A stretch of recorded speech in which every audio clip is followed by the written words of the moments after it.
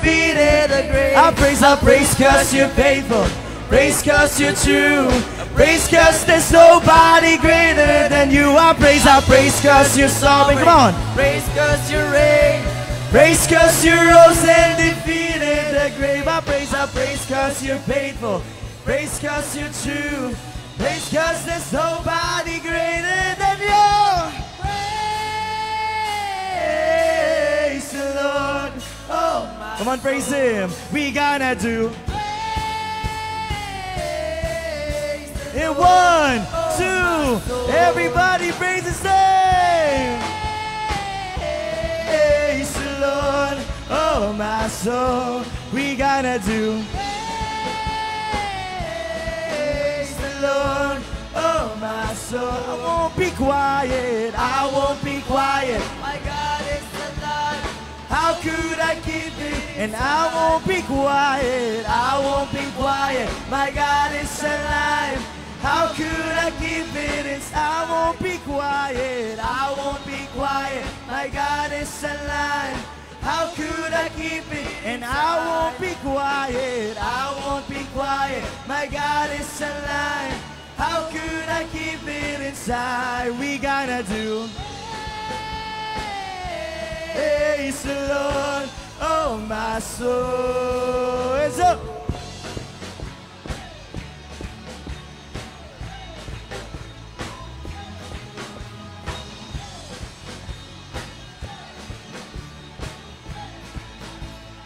Come on, let's declare. Let everything that has breath praise the Lord. Praise the Lord. Let everything that has breath praise the Lord. Come on. Praise the Lord. Mas malakas. Let everything that has breath praise the Lord. Come on for the last time. Let everything that has breath praise the Lord. Praise the Lord. Come on, give Him praise.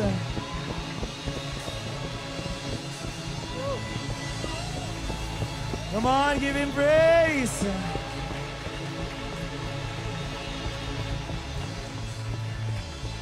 Come on, let's just continue to worship the Lord. Let's just raise up our hands. Yes, Lord, we ask for your presence, Lord, this afternoon. Lord, without your presence, Lord, we cannot do anything. But with your presence, Lord, we know, Lord, that we have everything that we need. That's why, Lord, we're standing here, Lord, to worship you, Lord. Hindi sa kung ano, Lord, yung gusto namin, Lord, but kung ano yung gusto mo sa buhay namin. We honor you, Lord. We honor your presence, Lord.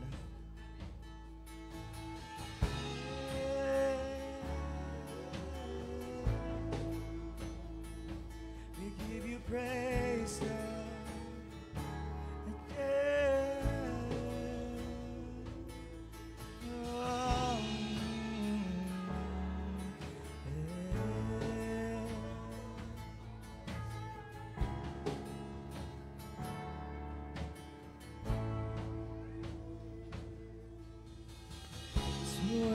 With rocks cry out to worship, whose glory taught the stars to shine. Perhaps creation longs to have a words to sing, but this joy is mine. Come on, let's sing it again. Who else would rocks cry out to worship, whose glory taught the stars to shine? Perhaps creation longs to have the words to sing, but this joy is mine. Come on, give Him praise.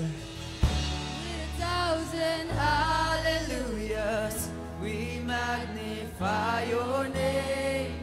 You alone deserve the glory, the honor and the praise. Lord Jesus, this song is forever yours. 1,000 hallelujahs, 1,000 more.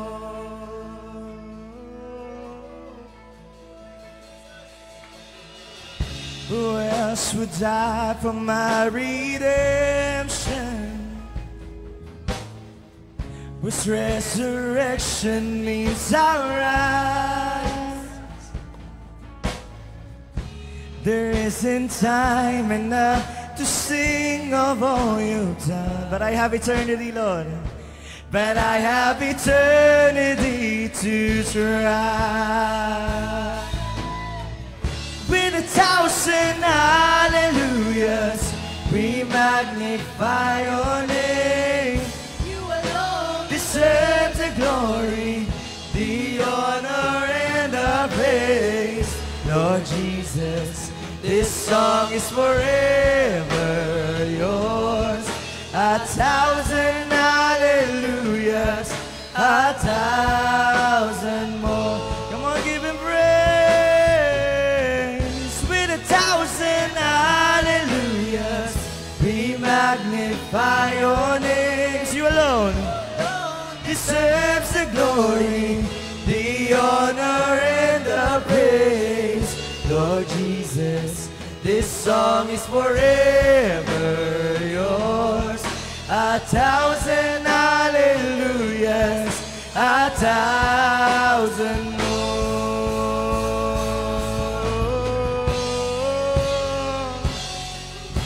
Give you praise, Lord. 1,000 hallelujahs.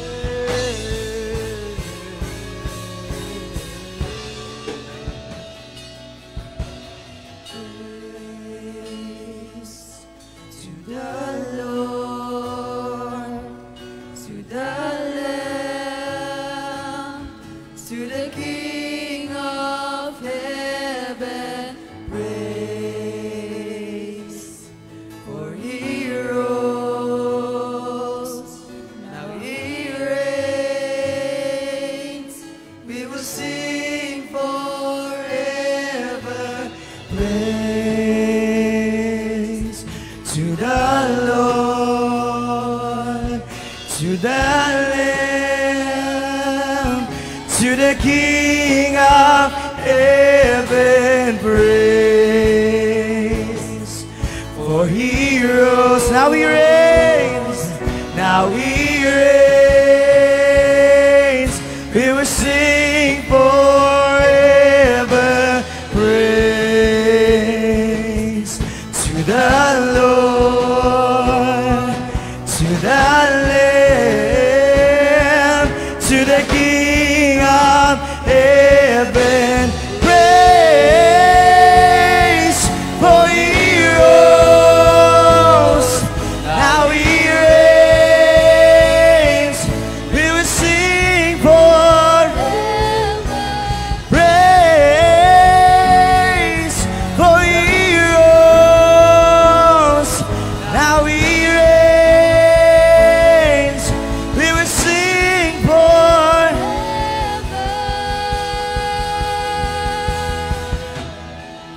With 1,000 hallelujahs, we magnify your name. You alone deserve the glory, the honor, and the praise. Lord Jesus, this song is forever yours. 1,000 hallelujahs, 1,000 more. Come on, give him praise. With 1,000 hallelujahs, we magnify your name. You alone deserves the glory, the honor, and the praise. Lord Jesus, this song is forever yours. 1,000 hallelujahs, 1,000 more. Come on, give him praise. With 1,000 hallelujahs, we magnify your name. You alone deserve the glory, the honor and the praise. Lord Jesus, this song is forever yours. 1,000 hallelujahs, 1,000 more. 1,000 hallelujahs, 1,000 more.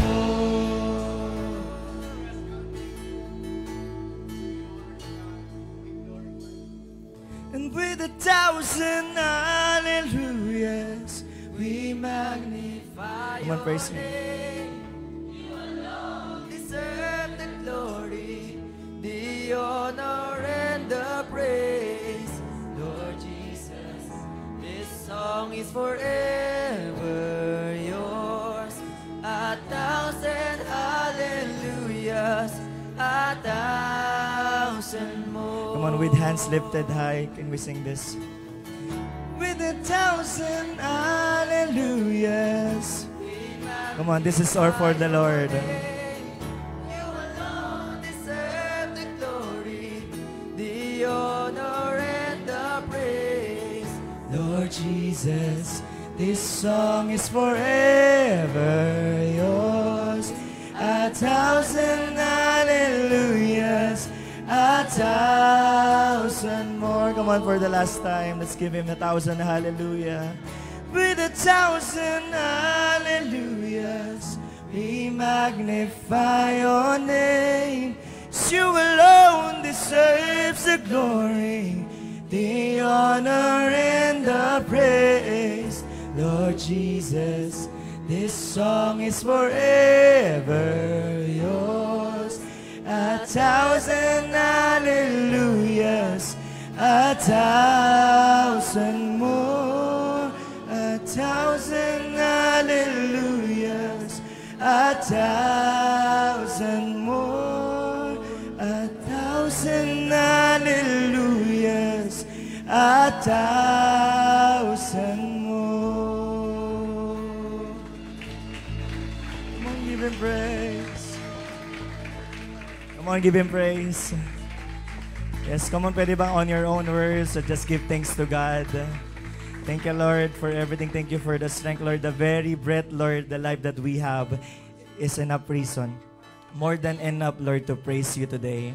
We're standing here, Lord, not because of our own strength, not because of who we are, not because of what we have, Lord, but it's all because of you. That's why, Lord, we're humbly, Lord, coming in your presence right now. Lord, patuloy mo kaming baguhin, Lord, from glory to glory. And we will always give you back all the highest praises, highest worship, and 1,000 hallelujahs belongs to your name. In Jesus' name we pray. Amen. Come on, give God the highest praise.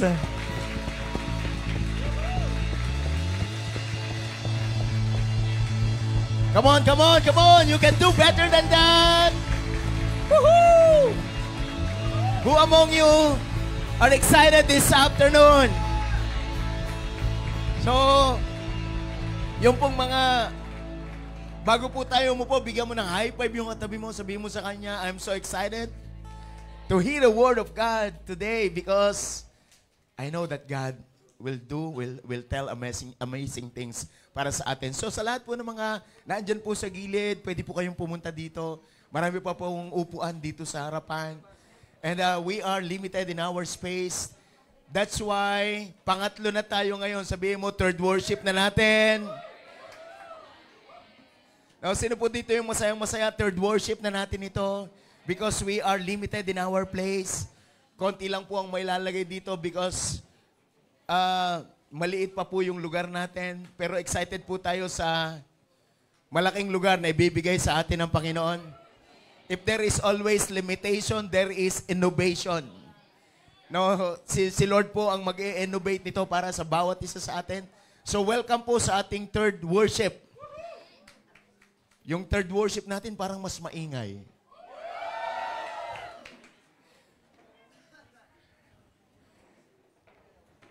Are you excited this afternoon?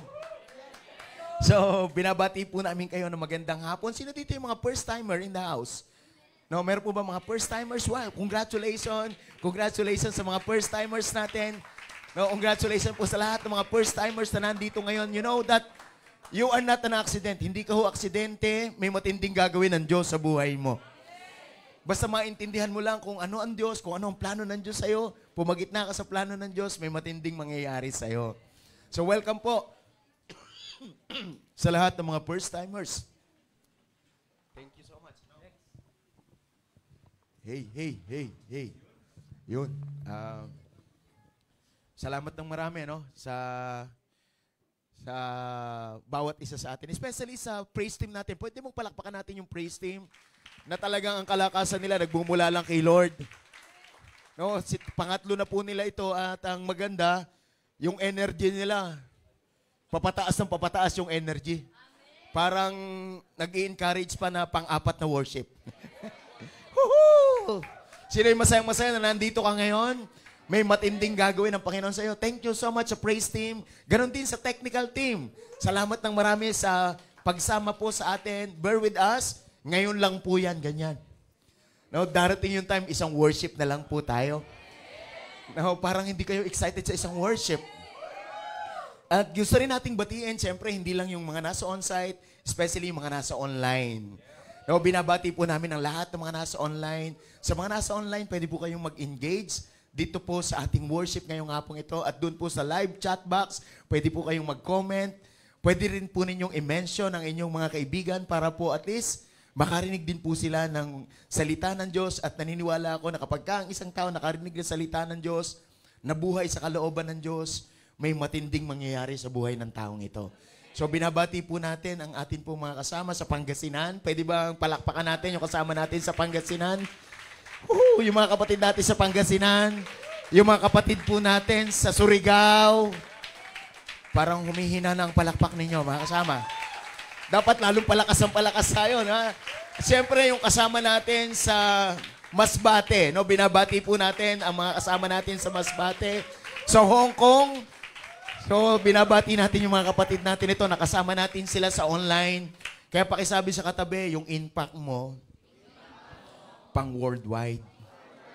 No, alam nyo, maraming nanonood sa atin at ang maganda doon, namiministeryohan po sila sa online na ginagawa natin. So, sa lahat po ng mga naka-engage sa online, binabati po namin kayo. At yung po mga nag-engage na hindi pa po namin nababati, magandang hapon po sa inyo. At kung sa iba't ibang panig ng mundo, magandang hapon, magandang gabi, kahit na po anong oras, ang mahalaga magkakasama po tayo ngayon. So, excited po ba kayo ngayong hapong ito? So, hindi aksidente na nandito ka ngayon. So, if God is touch you right now, if God is with you right now, if we encounter God, I tell you, your life will never be the same again. So, we are created by God to be with Him. So, tayo po ay nilalang ng Diyos para makasama niya. Hindi lang po temporarily, pero permanently. So that is our original design. And that is God's intention to each and every one of us. So that's why we need to understand how to live with God. Paano ba tayo mabubuhay? At paano ba tayo makikipag-connect sa Kanya? So ngayon po, yun po yung pag-uusapan natin ngayon. Tandaan nyo mabuti, ang Diyos ay Diyos kahit wala tayo. Mag-i-exist po ang Diyos because He is the creator of everything. Mag-i-exist po yung Diyos kahit wala tayo. Pero ang pinakamasarap, nag-exist ka kasi gawa ng Diyos, mahal ka niya. Sino dito yung damandama mo yung pagmamahal ng Diyos? Yung buhay ka ngayon na nagpapasalamat. No, alam niyo po ba na ang maraming mga tao hindi nabubuhay sa pagpapasalamat kundi nabubuhay sa sama ng loob? Tingnan mo yung katabi mo, sabihin mo, hindi ka nilikha ng Panginoon para sa sama ng loob. Hindi ka nilikha ng Panginoon para sa takot. Hello? Hindi ka rin nilikha ng Panginoon para sa kahirapan. May matinding gagawin sa iyo ang Panginoon. No, may matinding gagawin sa iyo ang Panginoon. Kaya unawain natin mabuti ito, makuha natin at nawa po makipag-ugnayan tayo ng lubusan sa Diyos. Alam niyo ang Panginoon, creator siya ng lahat ng bagay. Salita pa lang niya, may nangyayari na. So, kung babalikin natin yung book of Genesis, sinabi ng Panginoon doon sa tubig na magkaroon ng isda. At yung tubig po, nakapag-produce ng isda. Bakit nangyari ang mga bagay na yun? It is the very word of God. Because for God, nothing is impossible. Kaya nagkaroon ng isda sa tubig dahil lang sa sinabi ng Diyos, ginusto ng Diyos, niloob ng Diyos. So walang imposible sa Diyos. Kaya nga po, itong sitwasyon na to, nag-produce ang Panginoon ng isda sa mga tubig. Kaya pansinin niyong mabuti, lumipas sa panahon natin ngayon, napakahabang panahon na lumipas, may isda ka pa rin kinakain ngayon. Because that is God's intention, that is God's provision. Sabihin mo, pagka kay Lord galing, hindi na uubos. Kahit pa 3 tilapia ka araw-araw. 3 sa umaga, 3 sa tanghali, kahit paanong isda ang ubusin mo, hindi mo uubusan si Lord. Pero gusto kong sabihin sa inyo na ang isda hindi pwedeng magbalaki sa tubig. Hindi pwedeng sabihin ng isda, tubig dyan ka na lang, kaya kong mabuhay mag-isa. Ang tubig ay tubig, kahit walang isda. Pero ang isda, hindi pwedeng maging isda na wala ang tubig. Ikamamatay niya yan. So, ang Panginoon, creator siya, sabi niya doon sa lupa, magkaroon ng mga puno. At ang lupa, nakinig. Nag-produce siya ng puno. It is because of the very powerful word of God. Because for God, nothing is impossible. Sino yung masayang-masaya na alam mo ang Diyos ay makapangyarihan? At ang pinakamaganda ngayon, sumasamba ka sa Diyos na pinakamakapangyarihan. So the fact na naandito ka ngayon, you are blessed. Pakisabi sa katabi, you are blessed. No, you are blessed. So yun po yung dapat na maintindihan natin mabuti. At hindi rin pwedeng magmayabang ang puno doon sa lupa. Hindi pwedeng sabihin ng lupa, kaya kong mabuhay na wala ang lupa. Hindi pwedeng ganun ang puno. Kaya pakisabi sa katabi, huwag magmamalaki. Kasi alam ng Panginoon ang lahat ng mga bagay nito. At ang tao, mga kasama, nilalang sa wangis, nilalang sa larawan ng Diyos.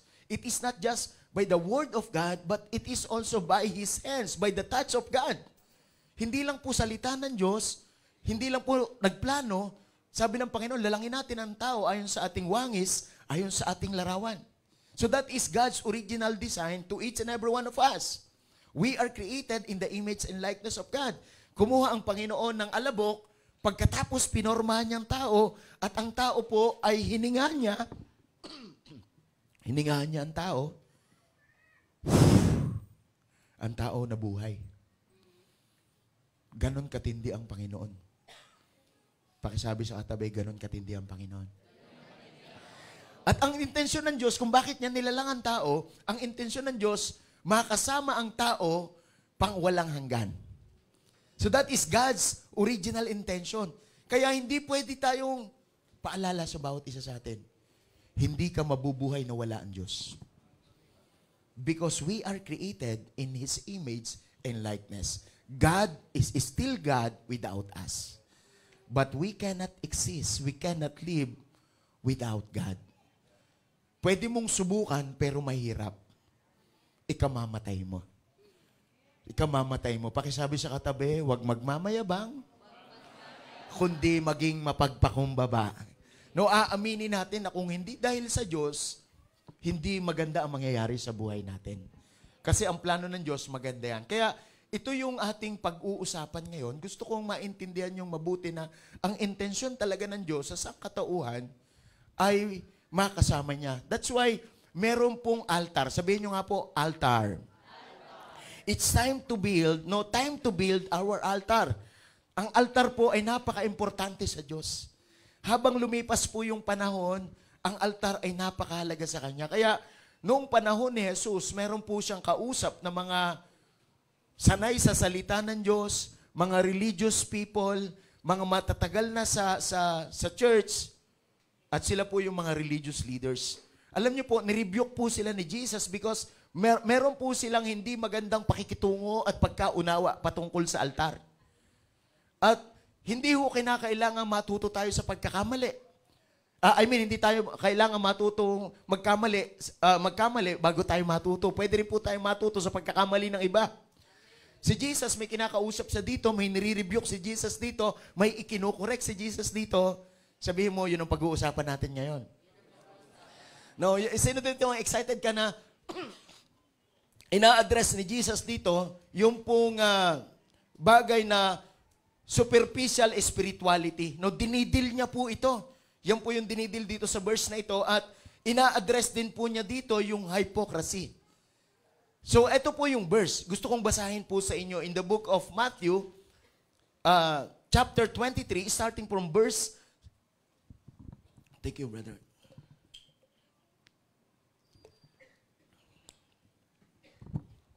Parang ang tahimik nyo. No, minum lang tayo. So, from verse 18, ganito po ang sabi. You also say, if anyone swear by the altar, it means nothing. So sabi niya, kapag ka daw po kayo ay nangako doon lang sa altar, ibig sabihin niya walang kabuluhan. Sayang lang ang gagawin mong pangako kung altar lang yan. Sabi ng verse na kasunod, statement na kasunod, but anyone who swear by the gift on the altar is bound by that oath. Sabi niya, yung altar, walang halaga dyan ang pangako mo kung wala kang regalo. Pakisabi sa katabi, sama ng ugali. No, yung po yung sitwasyon at kondisyon ng mga nire-rebuke ni Jesus. Mali po yung pakikitungo nila sa altar. Mali yung attitude nila towards the altar that sabi niya, kapag ka doon sa altar, wala kang regalo, walang kwenta yung ginagawa mo. Pero kapag ka ikaw ay nangako na merong regalo, you are bounded by an oath. And then verse 19 is this. Sabi ng Panginoon sa kanya, you blind men. You blind men. Pakisabi sa katabi, bulag. Yan po yung sabi ni Jesus, you blind men, which is greater? The gift or the altar that makes the gift sacred? So mga kasama, mga kaibigan, nawa po sa ating pong ngayong hapong ito, maintindihan natin kung gaano kahalaga ang altar sa buhay po ng bawat isa sa atin. Are you excited for this, mga kasama? So, the altar na dapat maintindihan natin, the altar is a place. Pakisabi, a place. No, it is a place na kung saan ang lugar na ito ay altar is a meeting and a dwelling place. So it is a meeting place and a dwelling place. So doon po nagtatagpo at doon po bumababa ang presensya ng Diyos. So ganun kahalaga ang altar na yon. It is a dwelling place. It is a meeting place. I remember the story in the book of Exodus, noong pong ang bansang Israel ay umalis mula sa pagkaalipin. Alam niyo po ang nangyari. Nakalaya po sila sa Ehipto at nakarating po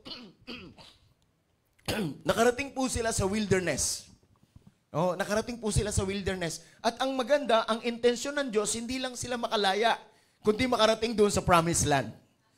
Now, sino po dito yung masayang-masaya, may matinding plano sa iyo ang Diyos? Amen. Sino po dito yung nakalaya ka na, taas ang kamay, nakalaya ka na. Yung masayang-masayang nakalaya ka sa mga bagay na umaalipin sa iyo. So ngayon, nandun na tayo sa susunod na journey na wilderness. After po noong Egypt is the wilderness. At nung nasa wilderness na sila, alam nyo, ang ganda nung sitwasyon na ito. Nung naglalakbay na sila, naglalakad po sila sa caravan, naglalakbay sila, sa gabi po, merong pillar of fire. Sa umaga po, merong pillar of cloud. So yun po yung yun yung kanilang journey. And the pillar of cloud and the pillar of fire in the night and the pillar of cloud in the morning, it is the presence of God. No, it is the presence of God. Pakisabi nga, presence of God. So, dapat makita nating mabuti ang kahalagahan nitong altar. And then, hindi lang doon natapos, habang tumatagal ang kanilang journey, yung pong presence of God na pillar of cloud and the pillar of fire, napalitan po yun ng Ark of the Covenant. Pakisabi sa katabi, napalitan ng Ark of the Covenant. So, kahit na nasaan po yung Ark of the Covenant, kahit na nasa ng bansang Israel, ang bansang Israel po, mga kasama, ay dala-dala yung Ark of the Covenant. Bakit? Yun po yung dwelling place and meeting place. Pakisabi, dwelling place, a meeting place. So, yung po yung altar na yan, mga kasama, ang dinadala po dyan, yung ating mga sacrifices at saka yung ating offering. Pakisabi, sacrifices? Yung mga sacrifice and offering, dyan dinadala. So, the altar is the place. We will bring the sacrifice and our offering. Pakisabi sa katabi, buti na lang may altar. No, sino dito yung excited ka na naiintindihan mo ngayon kung ano yung altar? So, it is a dwelling place. Bumababa doon si Lord. Kaya nga po yung Ark of the Covenant, kapag dala-dala po nila, nagtatagumpay sila. So, kaya ganun kahalaga ang Ark of the Covenant. Kaya lang, habang lumilipas ang panahon, nawala yung Ark of the Covenant. But today, we have the presence of God, which is the Holy Spirit. Pakisabi sa katabi, wala na yung Ark of the Covenant, pero meron tayong Holy Spirit. So, paano natin gagawin yung altar na yan? Ang altar na yan, it is us. Pakisabi sa katabi, you are the sacrifice. So, tayo mismo yung sakripisyo na to. At tayo mismo, kung ano yung gustong ipagawa ng Panginoon, yung po yung mangyayari sa atin. So, tingnan nyo po yung sinabi ng Bible in the book of Romans, Romans chapter 12, verse 1. No, Romans chapter 12, verse 1. Sabi ho ng verse, nandiyan na po ba ang verse? Therefore, I urge you, brothers, together with sisters. Sabi mo sa katabi mo, pag anak ka ng Diyos, dapat alam mo to. So, hindi lang po yan para pambabae, hindi lang po yan para panlalaki. Wala naman si sister dyan, brother lang. Therefore, I urge you, brothers, in view of God's mercy, why you are here today, we have a person with the audience of one. God is looking at you. Pakisabi sa katabi, nakatingin sa iyo ang Diyos. So we will bring ourselves here as a living sacrifice. Sabi niya, to offer your bodies as living sacrifice. Sino dito yung nagsakripisyo ka? Pero buhay na buhay pa rin. Masiglang masigla pa rin. Malakas na malakas pa rin. As a living sacrifice. So huwag kang pupunta rito na lalambot-lambot. Huwag ka rin pupunta rito na aantok-antok. Because your life is a sacrifice. But you need to be a living sacrifice. Ayaw ng Diyos sa Old Testament, ayaw ng Diyos sa may kapintasan. Sabihin mo sa katabi mo, may taste the Lord. So hindi pwede yung trip-trip lang. Kaya sabi sa katabi, hindi pwedeng trip-trip lang. Dapat buhay ka at ang buhay mo para sa Diyos. Nagiget niyo po, mga kasama, it is a living sacrifice. We need to be alive. We need to be alert because God is here. Our God is our Creator. Bababa po siya dito. Itatouch ka niya. Ibibless ka niya. Sino po yung excited ka na we need to make an altar? At ang pinakamatinding altar na yon ay ikaw. At ang pinakamatinding offering na yon, walang iba rin kundi ikaw. Kaya lang pakisabi sa katabi, living sacrifice. Hindi lang basta living sacrifice, hindi lang buhay, dapat banal ka rin. Pakisabi sa katabi, dapat banal ka rin. Sino dito yung aamin ka na makasalanan ka pa? Taas ang kamay. Yun, congratulations. Sino yung alam mong pinatawad ka ng Diyos? Pero nagkakasala ka. So gusto kong maintindihan nyo ang kabanalan, it doesn't mean that you are perfect. You cannot be perfect. Pakisabi sa katabi, hindi ka magiging perfect. Kaya huwag mo i-disqualify ng sarili mo. Ang church para sa mga banal yan. Hindi po. Ang church para sa makasalanan. Kaya kung makasalanan ka, you are welcome in this place. You need God's grace. You need God's love. Kailangan ko ng pagmamahal ng Panginoon kasi makasalanan ako. Hello? Pakikalabit mo ngayon katabi mo. Makasalanan ka ba? Sabi mo sa katabi, huwag ka mag-alala. Ako din. Nag-get nyo po ba mga kasama? So hindi tayo wine-welcome natin ang mga makasalanan pero hindi natin tinotolerate ang kasalanan. Kasi pag tinouch tayo ni Lord, tandaan nyo pong mabuti na si Lord bababa siya, si Lord makapangyarihan sa yung isda na kinig, yung tubig na kinig, nakapag-produce ng isda, ang tubig kasi sa salita ng Diyos. Ganun din po sa buhay natin. Magka po may salita ka ng Diyos, may mapoproduce din po sa'yo. Kapag ka merong ginawa ang Diyos sa'yo, you are holy. Everyone who is united with Christ, you are holy. Pakisabi sa katabi, you are holy. So that is your position. Kaya lang, gusto kong makuha nyo ito na ganito ang senaryo. Ang mundong ito ay marumi. Ang mundong ito ay makasalanan. Pero hindi nangangahulugan na tayo ay madudumihan. No, ano ibig sabihin? Nabubuhay sa karumihan. Para po yung putik, sa putikan, nandun tayo, pero iniiwasan nating magkaputik. Yan po yung ibig sabihin ng being holy. Kaya pakisabi sa katabi, you need to be holy. So, kailangan ang buhay natin, maging maingat tayo sa pamumuhay sa mundong ito. At magiging banal ka lang, hindi dahilan sa perpekto ka. Magiging banal ka lang dahilan sa merong sinabi ang salita ng Diyos. So, it is according to God's principle and according to God's word. We cannot be holy. Kapag nabubuhay tayo sa mundong ito, kasi may mga bagay talaga sa mundong ito na madumi, makasalanan, pero lagi niyong tatandaan, hindi mo kailangan perfect. Sabi ng 1 John chapter 1, verse 9, no? 1 John chapter 1, verse 9 says, sabi ng word ng Lord, no? 1 John chapter 1, verse 9, no? 1 John chapter 1, verse 9. If we confess our sins, He is faithful and just. Sabihin mo sa katabi mo, if. If we confess, yung pong word na if is conditional. Meron pong mga tao nagkakasala pero hindi nila inaamin. Pakisabi sa katabi, may nagkakasala pero hindi umaamin. So tandaan nyo mga kasama, ang pagiging banal, hindi kailangan perfect ka. Ang pagiging banal, hindi nangangailangan na ikaw ay hindi na nagkakasala. Kaya wag magkakaroon ng pag-iisip na ganito, makasalanan ako, hindi na muna ako magcha-charge. Pag ready na ako. Mga kasama, the more na nagkakasala ka, the more na kailangan mo si Lord. Hindi ka dapat lumayo. Tandaan nyo po, hindi ka dapat nabubuhay sa kasalanan. Hindi ka dapat gumugulong sa madumi. Baboy lang ang gumagawa nun. Kaya pakisabi sa katabi, hindi ka baboy. Alam mo, ang marumi, hindi tinitirahan. Alam mo, ang marumi, hindi tinitigilan. Sino may naiintindihan dito, mga kasama? So, if we confess our sins, sabi dyan, He is faithful. Our God is the God. He is faithful. Pakisabi sa katabi, faithful si Lord. No, tingnan nyo mabuti, no? Faithful si Lord. No, pakisabi sa katabi, faithful si Lord. No, alam ni Lord na ikaw ay nagkakamali. Alam ni Lord na ikaw ay nagkakasala. Alam na ni Lord yun. Ang problema, ayaw mo aminin. So, hindi kailangan perfecto tayo. Ang kailangan sa atin dito, marunong tayong umamin. Sino dito yung dumarating ka sa punto na parang ayaw mo na sumunod sa Lord pagka minsan? Sino dito yung nagdududa ang isipan mo parang walang nangyayari sa'yo? So you need to confess it.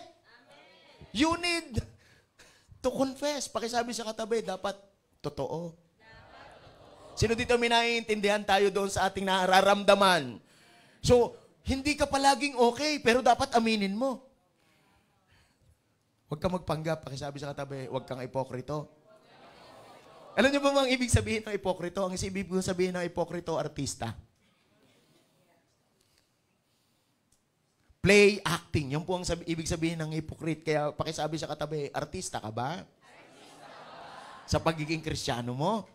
Alam niyo po ba, kapag ka ikaw ay hindi totoo, pag uwi mo, lalabas kung anong kulay mo. Lalabas talaga kung anong ugali mo. Pero ang totoo, kahit saan ka pumunta, yan ka.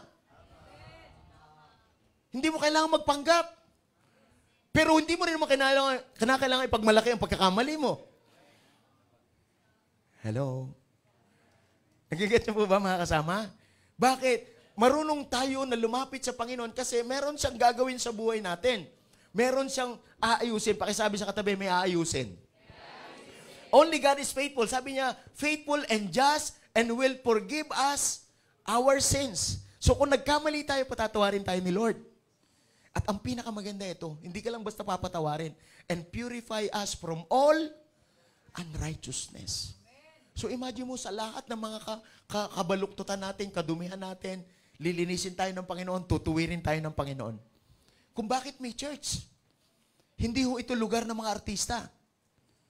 Lugar ho ito ng mga totoong tao na nakaramdam ng pag-ibig ng Panginoon.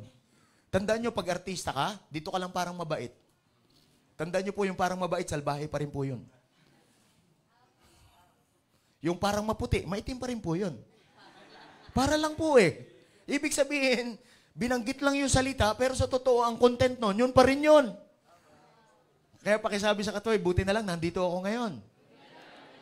So, it is the place. So mga kasama, ang lugar ng altar, yan ay walang iba kundi ikaw. Ang lugar ng altar, walang iba kundi itong church na ito.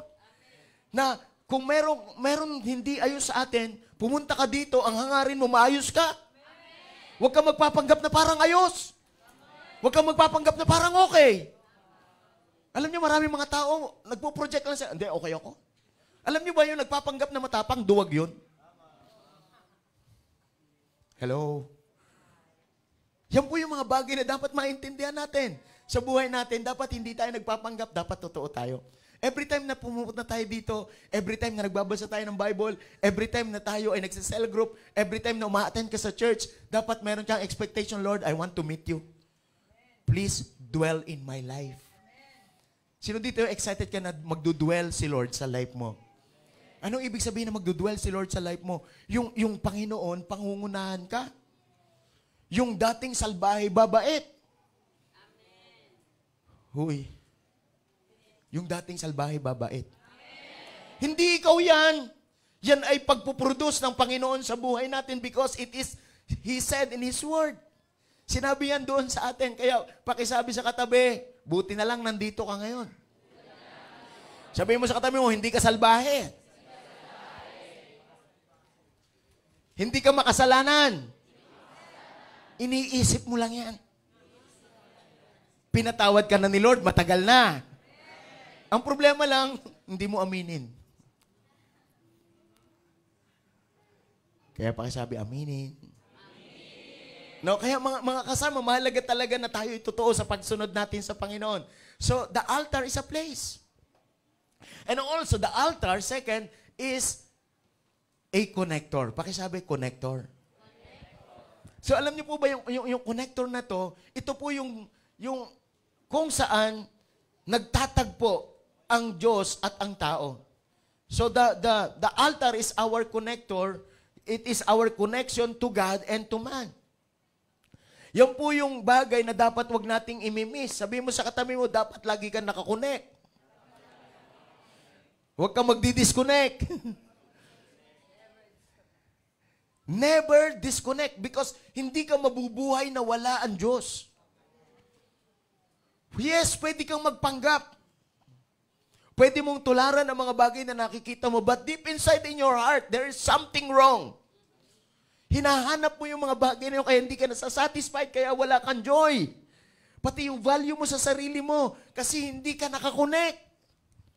Pakisabi sa katabi, connection. So, ang connection natin, walang iba kundi ang altar. Bababa ang Panginoon doon, kakausapin ng Panginoon doon, at may matinding nangyayari sa buhay natin kapag tayo ay naandoon. So, ang altar din, mga kasama, is the most important thing in the altar that we connect is the presence. Pakisabi sa katabi yung presensya. Pwede kang pumunta dito sa church pero wala kang maramdaman. Bakit wala kang maramdaman? Kasi mismo yung sarili mo, katawan mo lang ang nandito, pero yung espiritu mo, presensya mo, wala. Pakisabi sa katabi, bukang nahatak lang ah. Yung iba Girl Scout lang, yung iba Boy Scout. Ano yung Girl Scout, Boy Scout? Nag-i-scout ng girl. Nag-i-scout ng boy. Hindi masama yun. Maganda yun. Kaya lang, hindi dapat kapalit ni Lord. Sino may naiintindihan? May shout out eh, no? Minention. Akala ko sa FB lang nagme-mention eh. Pati pala sa on-site. Akala ko sa online lang may mention. Pati pala dito. So, bawat isa sa atin, ang importante yung presensya mo. Ang presensya ng Diyos, hindi ka mabubuhay na walang presensya ng Diyos. Tandaan nyo po, mga kasama, kung gusto mo ng pag-ibig, hindi mo hanapin sa tao yan, hanapin mo sa Diyos. Kaya po ngayon, sa panahon ngayon, wala nang commitment kasi walang love.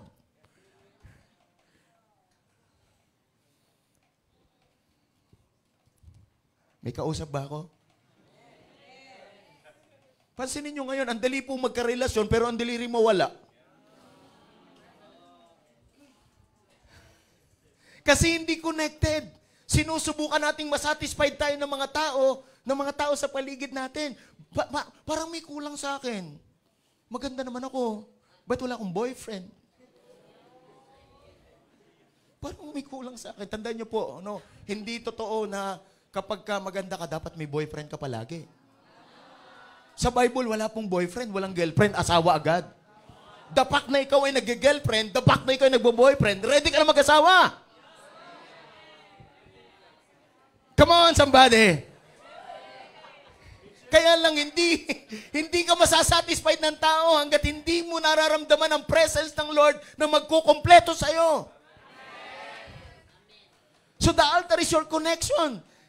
Doon ka kukonect kay Lord na ikaw ay maging 100% man. Because you are complete. Nothing missing, nothing lacking. You are complete. Ang pinakamahirap sa lahat, kulang-kulang ka, naghahanap ka ng kakumpletuhan mo. At gusto kong sabihin sa iyo, ang mahahanap mo rin, kulang-kulang.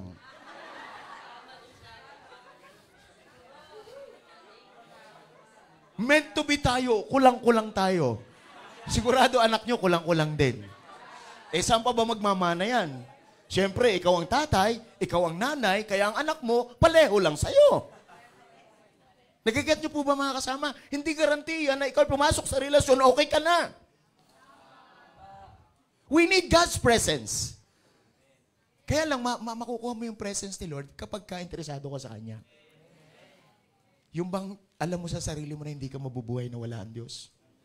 Kahit na po, ikaw ang pinakamatalinong tao, pinakamayamang tao, pinakapogi at pinakamagandang tao, may kulang pa rin sa'yo. Hindi porke nagkaasawa ka ng pogi, nagkaasawa ka ng maganda, kompleto ka na. Tandaan niyo po, ang kagandahan, kapugian, lilipas yan. Tinan mo yung katabi mo, mukhang papakupas na. Buti na lang may connector. Alam niyo po ba ang tunay na ganda? Ang tunay na ganda, mga kasama, nagmumula sa loob. Nagmumula sa... Subukan niyo po kapag ka ang kalooban mo hindi maayos, ang mukha mo si Mangot. Palagi kang galit. Naghanap ka ng away. Para ka matapang. Para lang. Pero ang sarili mo nga, di mo marap eh. Kung totoong matapang ka, kaya mong harapin ang sarili mo. Sabihin mo sa sarili mo, ikaw palpak ka, magbago ka na. At marunong kang umamin ng pagkakamali mo at ang pagkakamali mo, huwag mo isisi sa iba, kundi aayusin mo. Woohoo! Sino may naiintindihan dito mga kasama? So, missing, lacking nothing ang buhay mo. Kompleto. Pakisabi sa katabi, kompleto ang buhay mo. Kapag ka ikaw ay 100%, your life is a blessing. Ang pinakamahirap sa lahat, kapag ka yung napangasawa nyo, sino dito mga single, taas ang kamay? Di ba kayo, naghahanap kayo ng maganda? Sino dito naghahanap ng maganda? Taas ang kamay. Yun. Naghahanap ng mabait. Naghahanap ng mabait. Tandaan nyo, naghahanap ng magandang pangarap. So, tandaan nyo mga kasama, ang dapat hanapin ninyo, wag yung physical aspect, kundi yung spiritual aspect. Ang tunay na ganda kay Lord lang. Nothing missing, nothing lacking. So, this is a connection. So, alam niyo po ba, ang bansang Israel, meron po silang connection. No, meron po silang connection sa Diyos, meron po silang connection sa mga tao. Walang iba po kundi yung Ark of the Covenant. Yung pong Ark of the Covenant, mga kasama, sabi ni Lord, wala na po yung pillar of cloud, wala na po yung pillar of fire, meron na lang sila ngayong Ark of the Covenant. So ano yung Ark of the Covenant? Symbolizes the presence of God. That is their connector. Yung Ark of the Covenant na yan, kahit po naggigiyera sila, nakikipaglaban sila, pumupunta sila sa iba't ibang lugar para mag-conquer, alam niyo po, dala-dala nila yung Ark of the Covenant. At ito po ang nakakatuwa sa lahat. Yung pong nasa una niyan, yan po yung mga priest, yan po yung mga Levites. Sa gyera, noong araw, hindi po naman yan mga ammunition eh. Hindi po yan yung mga kanyon, hindi po mga baril. Noong araw, sibat. tabak, espada, palakol. Yan po yung mga pandigma nila. Pana. Ang nasa unahan, dala-dala yung Ark of the Covenant, pero wala silang espada, wala silang shield. Nadala-dalang physically, pero lagi niyong tatandaan, wala pong napahamak na may dala ng Ark of the Covenant during the war. Because their protection is not the metal. The protection is the presence of God. So mga kasama, yan po yung bagay na sa buhay natin na dapat maintindihan natin na the connection. Importante po na ang nandun ka lagi, may altar ka sa buhay mo. At tandaan niyo po, ang altar, hindi po yan religious term. Yan po ay attitude of the heart. Lagi kang may honor, lagi kang may respect kay Lord. So, tingnan niyo po kung ano po yung laman ng Ark of the Covenant. And I just want to read it to you in the book of Romans, Hebrew. No, sabi po ng Hebrew chapter 9, verse 4. It continued the golden altar of incense and the Ark of Covenant mercy. Ark of the Covenant mercy, which was a wooden box covered entirely with gold and placed inside the Ark of Covenant. Now, the Covenant mercy, ano ang number 1 na laman yan? Was the golden jar with mystery manna inside. So the golden jar, ang laman po niya yung manna. What is the manna? The bread that comes from heaven. During their journey, si Lord, nagugutom po yung mga tao, walang pagkain, pero si Lord nagpapadala ng manna. So it means to say na ang mga anak ng Diyos, kapag pinapatnubayan ng anak ng Diyos, hindi ka magugutom. Sabihin mo sa katabi mo, magpo-provide si Lord. Nung nasa Egypt sila, ang nai-experience nila ay oppression. The land of not enough. Kapos-kapos. Nagtatrabaho, kulang sa pagkain. Nagtatrabaho, walang ipon. Sino dito nakakaranas ng ganun? Aminin. Yung kulang pa sa bayarin. Yung bang hindi pa dumarating ang sweldo, ubos na lahat. Sabi mo sa katabi mo, a place of not enough. So itong mana na to, it is in the wilderness, the place of just enough. Pakisabi sa katabi, just enough. God's provision, pang-araw-araw na pagkain. Kasi hindi ka pwede dyan mag-save. Kapag ka yung makukonsume mo everyday, yung kinabukasan, kukunin mo na, ano yung mangyayari? Aamagin. Sabihin mo sa katabi mo, inaamag. Yan po yung kaya meron pong provision si Lord. Sino excited sa provision ni Lord sa life mo? Kaya lang, hindi tayo naandoon lang para sa provision ni Lord. Meron din pong laman pa siya na isa. Meron din po yung Aaron's resurrection rod, which had sprouted. So yung pong Aaron's rod, nagkaroon po ng rebellion yung mga magicians at saka mga enchanters at saka mga espiritista ng Egypt. Pero ang sabi ni Aaron, ang lakas niyang maghamon kasi alam niyang meron siyang Diyos. Alam niya may presensya ang Diyos sa kanya. Alam niyo kapag kakilala mo ang Diyos, ang lakas ng loob mo. Kasi alam mo, ang Diyos gumagawa ng himala. Now, tingnan niyo po itong ibig ko sabihin na to na sabi niya, sige, ilagay natin yung ating mga tungkod at kung sino ang magkaroon ng suloy, yun ang mangunguna sa atin. So, lahat ng espiritista, lahat ng mga engkantero, at saka yung kay Aaron, lahat ng tungkod na tuyo, lahat po ng tungkod tuyo, wala pong tungkod na sariwa. Inilagay nila doon, at kinabukasan, yun lang pong kay Aaron, ang tungkod na tuyo, yun lang po ang merong suloy. Nagkaroon ng talbos. Kaya pakisabi sa katabi, it is the power of God. So kapag ka po doon ka meron kang altar ng Panginoon, may kapangyarihan ka ng Diyos. Tandaan nyo po, bilang tao, limitado tayo. At hindi lang limitado tayo, nahihirapan tayo. Minsan pag ma-pride ka, hirap ka na. Sinusulong mo pa rin, ginagawa mo pa rin. Kasi nagtitiwala ka sa lakas mo, sa galing mo, sa talino mo. Pakisabi sa katabi, pagtiwalaan mo kapangyarihan ng Diyos.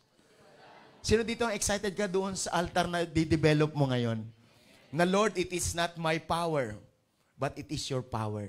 Not by might, nor by power, but His Spirit, says the Lord. So ito yung pangatlo, yung pong tablet. No, yung tablet, yun po yung laman nitong Ark of the Covenant. And the Ark of the Covenant is the presence of God.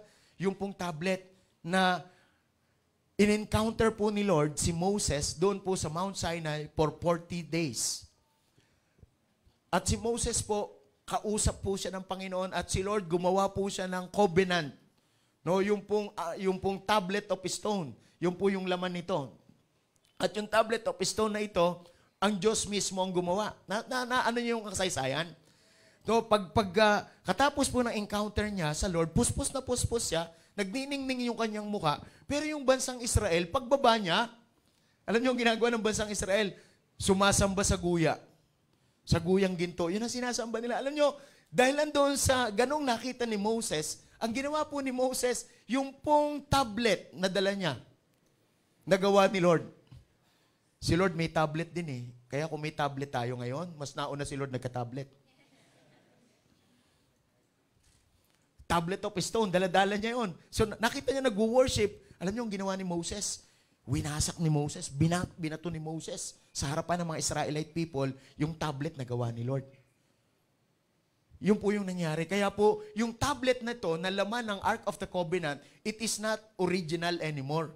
Yung pangalawang bagay, sabi ng Panginoon kay Moses, ikaw na ang gumawa niyan. Tapos na akong gumawa, ikaw naman. Kaya po yun po ang laman na yan. And the tablet of stone, it is God's Word. Pakisabi, God's Word.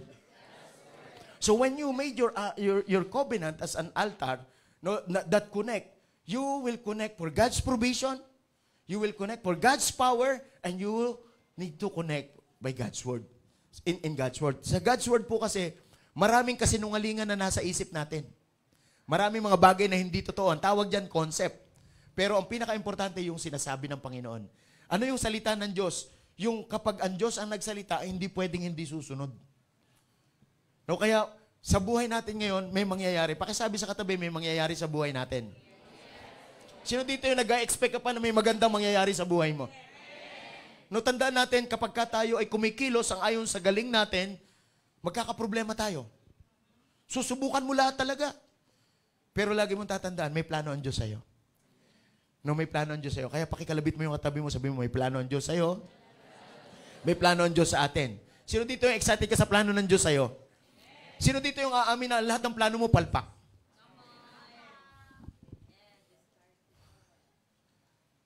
Magaling ka naman, gumastos ka naman, nagpakahirap ka naman. Ganyan ang buhay ko ngayon. Hello? Pakitingnan mo nga yung katabi mo. Sabi mo, talagang palpak. Pag wala ang Diyos. Yabang na lang. Yabang na lang talaga. Para tumindi ka na, parang okay ako. Pero ang kailangan natin, kababaan ng puso na marunong tayo umamin. Hindi ko kaya. Alam niyo ba kaya maraming nalululong sa bisyo? They want to prove something. Gusto nilang may patunayan sila. Kailangan may masabi sa akin ng mga tao, dapat ganito ako, dapat ganito ako. Hindi ka dapat ganon. Pahirapan mo sarili mo. Dapat maging ano ka, kung ano ang disenyo mo. At ang disenyo mo, walang iba kundi si Lord. Kung ano ang sinasabi ng Diyos, mangyayari sa'yo yun. Sino excited mangyayari sa'yo kung ano sinabi ni Lord? Mabuti pa yung isda, nakinig. Mabuti pa yung tubig, nakinig. Nung sabi ni Lord, magkaroon ng isda, nagkaroon ng isda. Pero sinabi ng Panginoon, umayos ang buhay mo. Hindi, ayoko. Mga kasama, kapag sinabi ng Diyos, paniwalaan mo. Kahit na ikaw pa ang pinakamatalinong tao, tanda mo, may palpak ka. At yabang na lang para ituloy mo yan. Tandaan niyo po mga kasama, ang pagbabago, hindi po yung maging maayos ang buhay mo. Resulta na lang po yan. Alam niyo po ba ang totoong pagbabago? Babalik ka sa original design mo. Yan po yung original na transformation. We are going back to our original design. And our original design, we are created in the image and likeness of God. So we need to build an altar. Pakisabi sa katabi, magtayo na tayo ng altar. Alam niyo, maraming mga lalaki, iharap kita sa altar. Huwag kang umasa dyan pagka ganyan mga pangako. Tandaan nyo mga kasama, ang Diyos lang po ang magbabago ng buhay natin.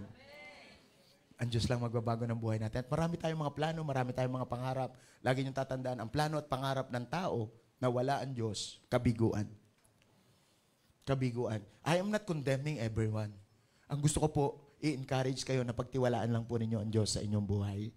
So last and final, everything that we bring to the altar, no, altar consecrates things that we offer. Sabi ng verse nito, you blind men, which is greater, the gift or the altar that makes the gift sacred?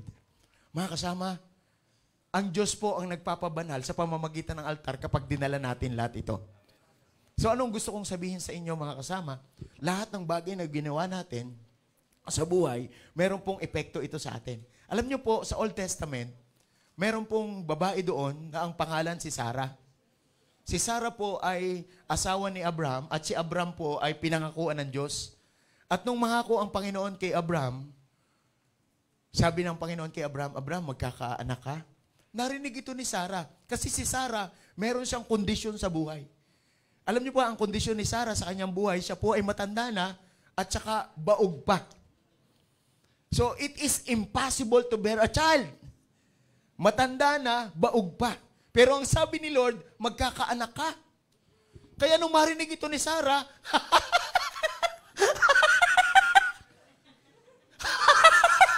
tawa ng tawa si Sarah. Bakit? Nakatingin siya sa kanyang sitwasyon, nakatingin siya sa kanyang kondisyon, pero hindi sa sinabi ng Diyos. Pagka narinig mo ang salita ng Diyos, matatawa ka talaga. Tinan mo yung katabi mo, mukhang ayaw nang tumawa. Nagagat niyo po ba, mga kapatid ko? Grabe, tawa ng tawa. Pero ito ang pinakamaganda sa lahat. Kinaisang taunan, nanganak nga si Sarah. Kahit anong pagtatawa ng mga tao sa sinasabi ng Diyos, mangyayari kung anong sinasabi ng Diyos. Kahit pa nagsisimula ka ngayon, wala pang nangyayari ngayon. Kahit pa ikaw ay baog, kahit pa ikaw ay matanda na, sa sitwasyon ni Sarah, may nangyari. Bakit? May asawa siyang naniwala sa Diyos. Sino dito may mga asawang babae? Taas ang kamay. Taas ang kamay. May mga asawang babae, yung asawa ninyo ay maka-Diyos. Taas ang kamay. Magpasalamat kayo. Kapag ang asawa ninyo maka-Diyos. Yung mga bagay na hindi mo pinaniniwalaan, paniwalaan mo na yan ngayon. Pinagpala ka kasi may asawa ka maka-Diyos. Yung mga babae kasi, yung mga babae minsan, ganun yun talaga yung mga babae. May sinasabi si Lord, pinagtatawanan tayo. Alam niyo, naranasan ko rin yan sa asawa ko eh. Noon yun. Bakit? Potential pa lang ako noon eh. Wala pa lumalabas. I have nothing to prove but so much to improve that God is with me. God is at work in me. It is not my might nor by power but His Spirit in me. Kaya wala kayong dapat patunayan. Tinan mo yung katabi mo, marami na ba yung pinatunayan? Sablay naman.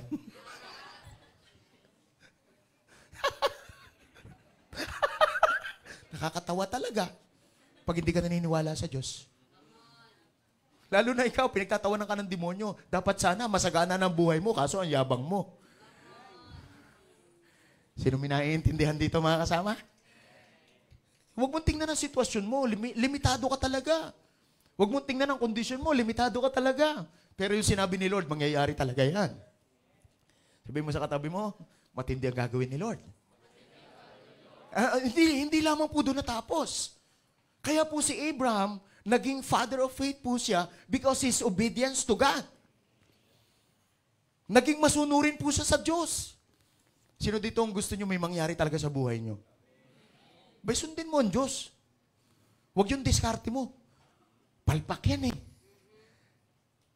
Pero ang sundin mo yung Diyos. Alam nyo, itong si Abraham, nung malaki na si Isaac, sabi ng Panginoon sa kanya, Abraham, ihandog mo si Isaac. Offer your son Isaac, whom you love. No, sabi niya, then God said, take your son, your only son, Isaac, whom you love, and go to the region of Moriah, sacrifice him. There is a place burnt offering on one of the mountains and I will tell you about. Sabi ng Panginoon, ihahandog mo si Isaac. Mahirap yun, no? Pagka yung anak mo, yung mahal na mahal mo, anak mo, tagal mong inintay. Tapos sabi ng Panginoon, handog mo lang. Dala ko ito matagal na panahon eh. Tagal ko inintay nito eh. Hindi na ganun si Abraham. Kasi alam niya, yung anak niya galing kay Lord. At mas matinding magproteksyon si Lord kaysa sa'yo.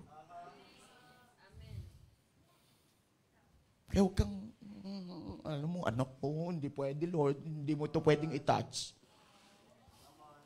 Hello? Pero ano mong ginawa ni Isaac? No? Ang ginawa ni Abraham kay Isaac? Hindi siya nagreklamo. Hindi niya sinabing, Panginoon, mahal na mahal ko anak ko, nag-iisa to eh. Pwede ba yung asawa ko na lang na lagi nagrarap? Tapos yung anak ko nagbe-beatbox. Ganon daw yung nanay, no? Pagka daw madumi ang bahay, nagrarap daw lagi ang nanay. Pag madumi ang bahay, tapos yung daw anak, siya nagbe-beatbox. Tapos yung sabi raw ng nanay, madumi ang bahay, hindi ka naglilit.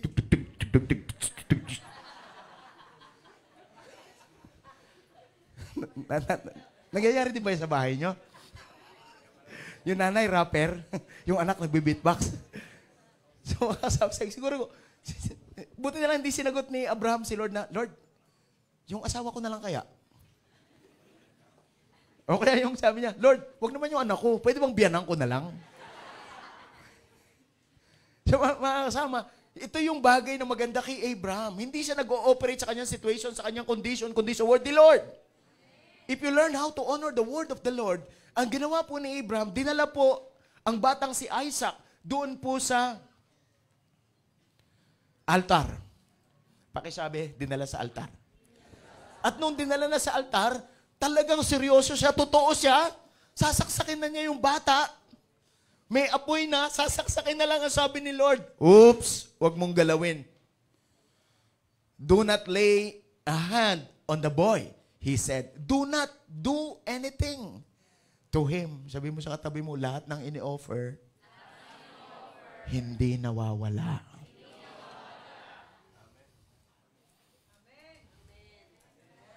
Lahat ng ini-offer, hindi nawawala.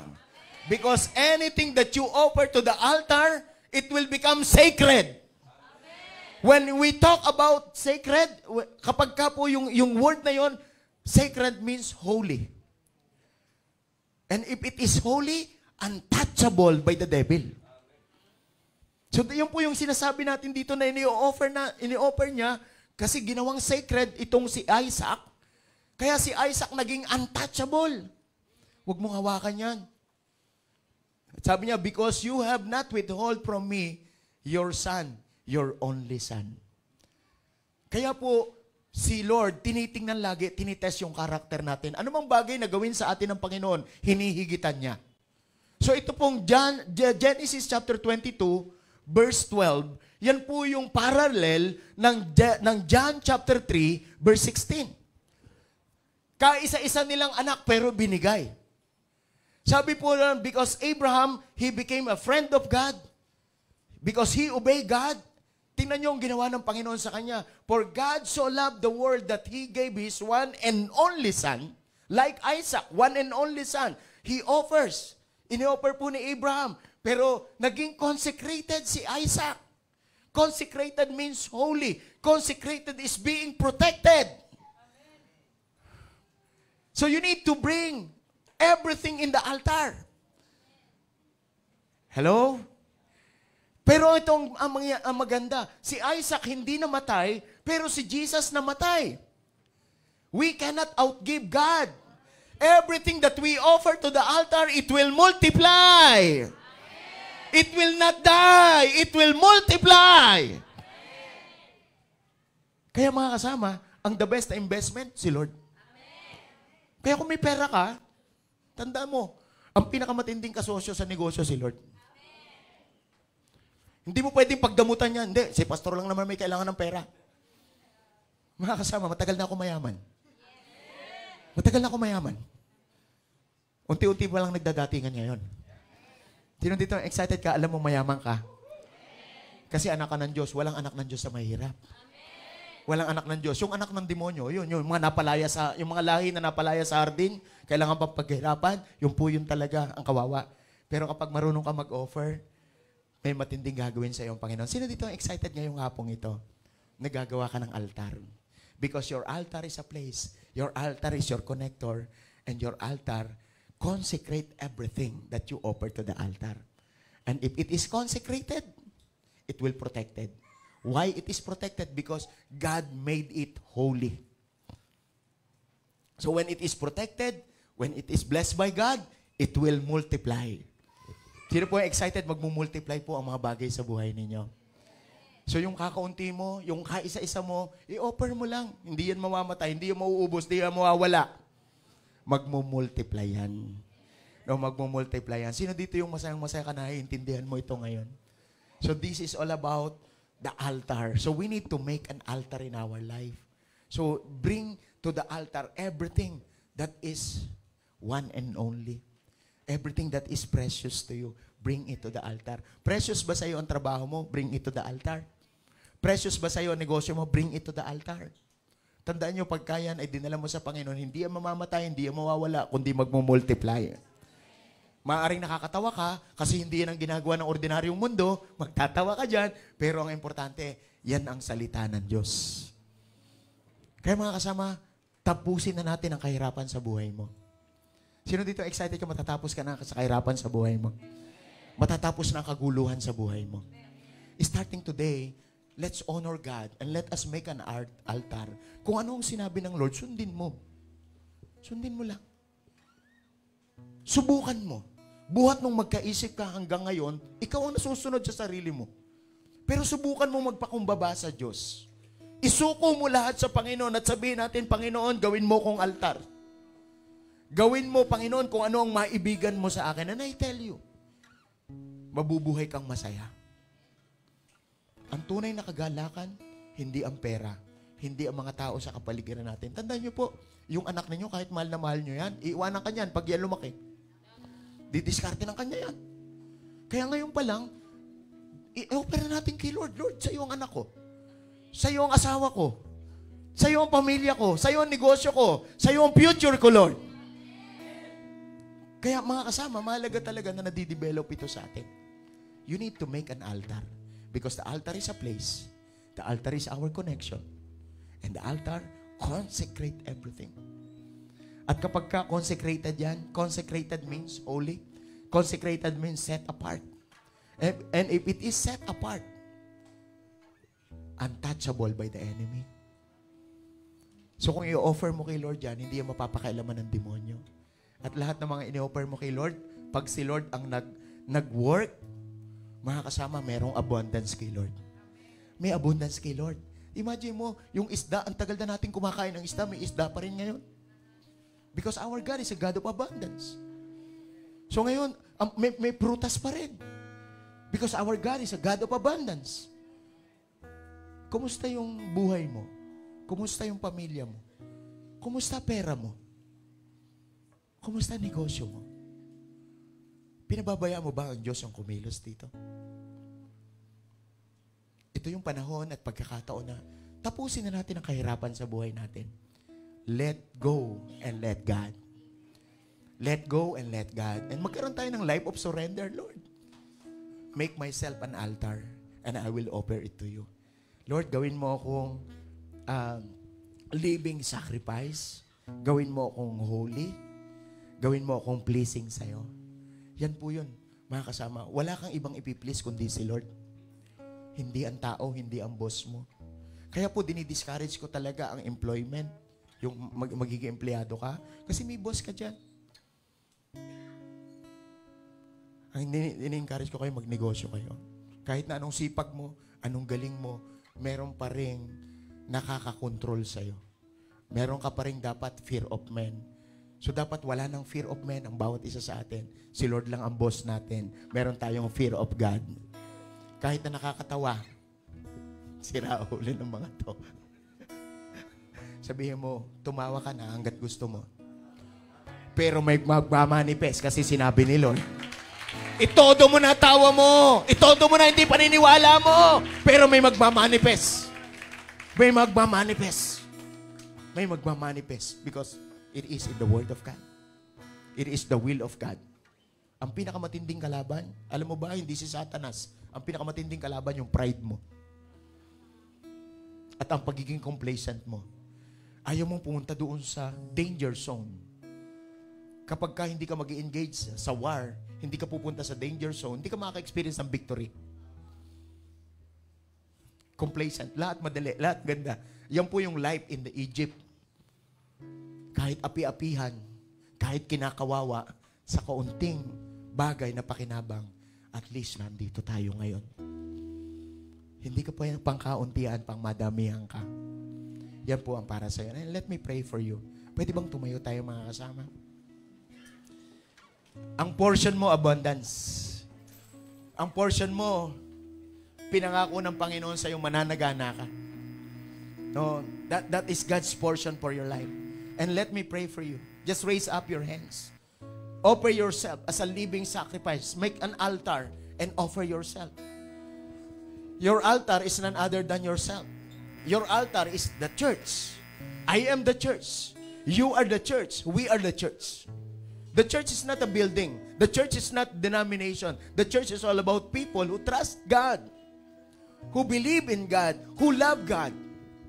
Alam niyo po, pag minahal niyo ang Panginoon, sinabi ng word ng Lord, no mind has conceived, no eye has see, no ear has heard, no mind has conceived what the Lord has preparing to those who love Him. Pakisabi sa katabi, mahal mo ba si Lord? Pakisabi, mahal mo ba si Lord?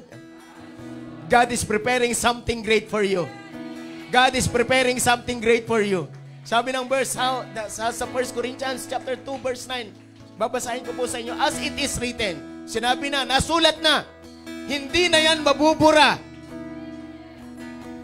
Pag nasulat na, hindi na yan mabubura. Ibig sabihin, covenanted na yan. It is done deal. You need to receive that in your heart. Sabi niya, no eyes has seen, no ear has heard, no mind has conceived what God has prepared to those who love Him. Sino dito nagmamahal kay Lord? Woohoo! Excited ako sa mangyayaring manifestation sa life mo. Do not love yourself. Do not love yourself. And do not condemn yourself. Love the Lord before anything else. So just raise up your hands. Offer yourself as a living sacrifice. Make yourself acceptable to God. Love the Lord more than anything else. And invite God, Lord, dwell in me. Dwell in me. Lord, consume me. Consume me, Lord. Father, thank you so much for your word this afternoon. And Father, we come to you in all humility. Lord, wag po kaming kagaya ni Sarah, Panginoon, na pinagtawanan namin ang iyong salita, ang iyong banal na kalooban, ang iyong pangako. Lord, help us to trust you, kagaya po ni Abraham, when you said it is done. No buts, no ifs. Help us to trust you. Help us to love you. Help us to believe in you, Lord. And Father, I pray in the name of Jesus, sa mga kapatid ko na nandito ngayon, turuan mo po kami makapag-build ng altar. A dwelling place, a place of sacrifice, a place of bringing our offering. Lord, ang offering namin, yung sarili namin. Kasi nagpapasalamat kami kasi ikaw nagbigay ng buhay sa amin. Salamat po, O Diyos, sa lakas, sa panahon na pinagkatiwala mo sa amin. Lord, bless your people, bless your children. Lord, we pray in the name of Jesus na we will bring ourselves to the altar.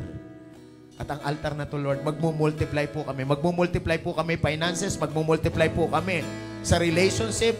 And Father, thank you so much. You are preparing a great future for us. Lord, meron pong napakagandang pangako ka sa bawat isa sa amin.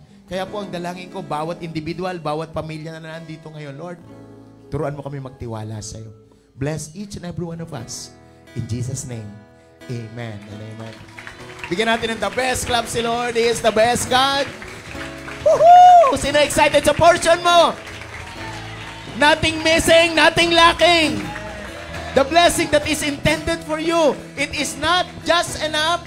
It is not enough, but it is more than enough. Are you excited for more than enough in your life?